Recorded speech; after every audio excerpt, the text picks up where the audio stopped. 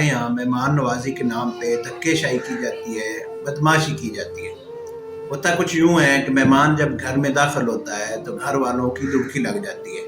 کوئی جناب چائے بنانے کے لیے چلا جاتا ہے، کوئی دکان سے بسکٹ بوتل لینے کے لیے چلا جاتا ہے، تو بسا اوقات مہمان یہ چیختا رہتا ہے کہ میں نے کچھ نہیں کھانا، میرا پیٹ فل ہے، اور اس کے منع کرنے کے باوجود بھی 3-4 چیزیں لا کے رکھ دی جاتی ہیں اور پھر اعتراض کیا جاتا ہے کہ آپ کھا کیوں نہیں رہے۔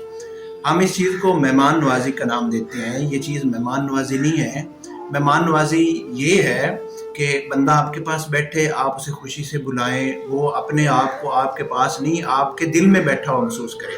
یہ چیز الگ ہے کہ کھانے کا وقت ایک بندہ آ گیا تو آپ اسے کھانا کھلا دیں، یہ آپ یہ اندازہ لگا لیں کہ ابھی کھانے کا وقت ہے، یا یہ مہمان کو بھی چاہیے کہ وہ بتا دے۔ نبی علیہ الصلوۃ والسلام نے فرمایا ہے کہ بھوک اور جھوٹ کو کبھی بھی نہ ملائیں۔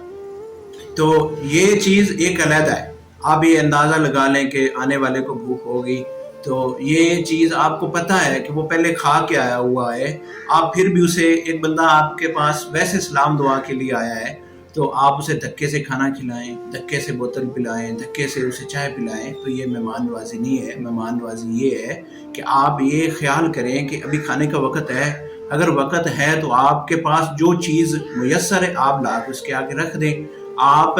اور ہمارے ہاں یہ چیز مہمان نوازی ہے، حالانکہ مہمان نوازی تو میرے خیال سے یہ ہے کہ آنے والے کے مزاج کی مطابق باتیں کی جائیں،